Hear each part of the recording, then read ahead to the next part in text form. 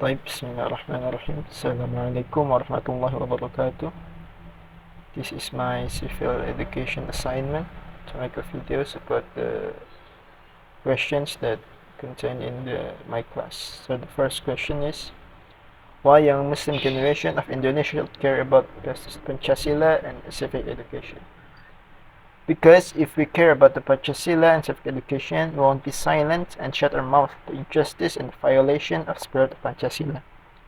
We exist to monitor the government policies and rules that shall be enforced by the law of constitution of the country. That's why the young Muslims need to be know about the civic education, to know how the government has strayed from its original path. On the other hand, as a Muslim, we are obligated to speak the truth to the government.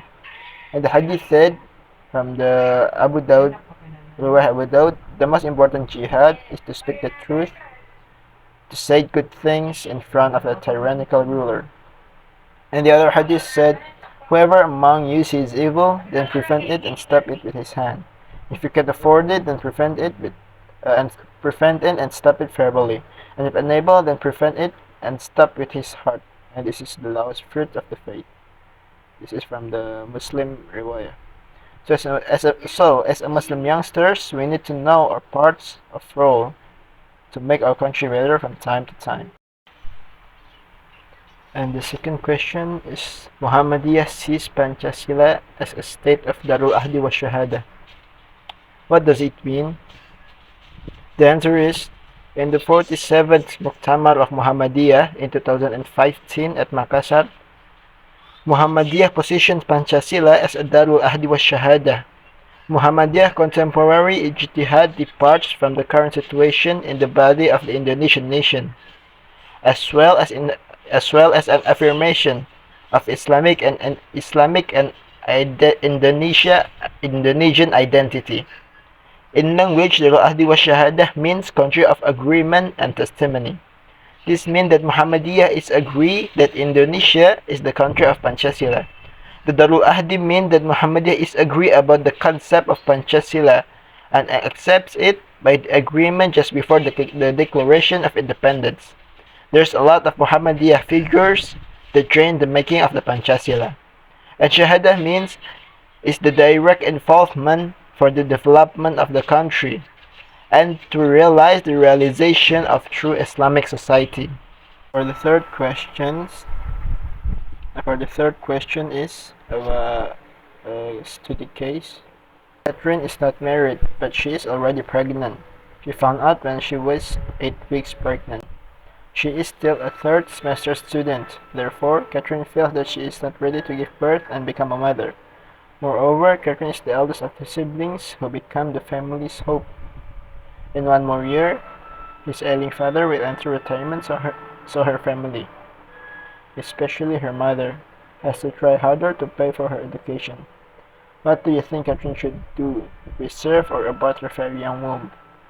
Associate your answers with human rights perspective. And my answer is, in my opinion, Katrins have the right to abort her pregnancy if she got raped or do the process of pregnancy by force.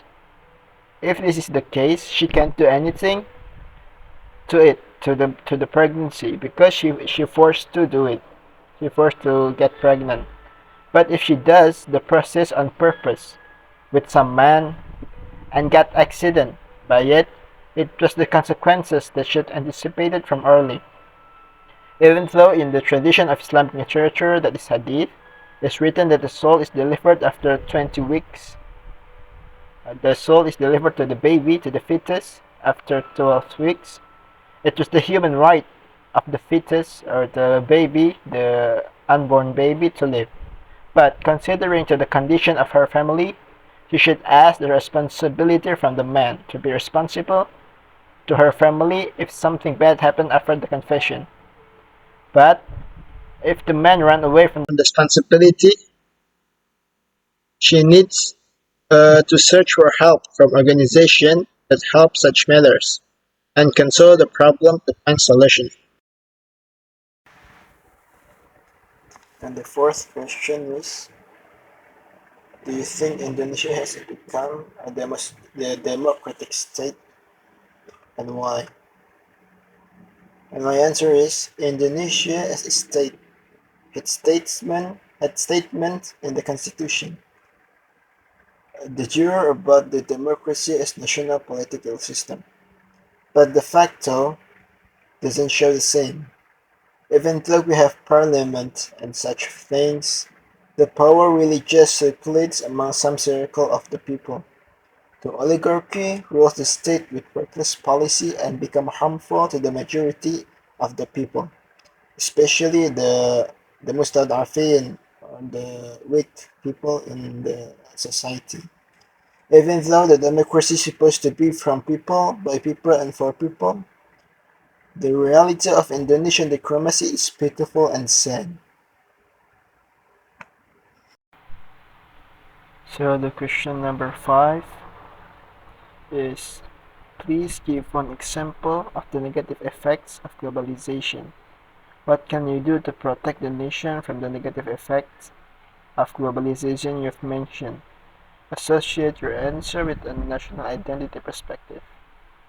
In my opinion, the one of example for negative effect of globalization is the hedonistic lifestyle.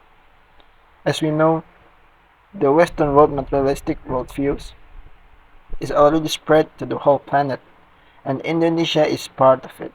It affects drastically to the cultural lives in Indonesia. In my opinion, the most effective protection is religion, because one of the first elements to form national identity is religion. Even though Indonesia is famous because it has the most Muslim population in a state in the world, on the other hand, they doesn't have any integrity with the religion they choose, and just become ignorance. So one of the main factors to block the negative influence is to learn more about the right and the pure of the Islam religion or any other religion.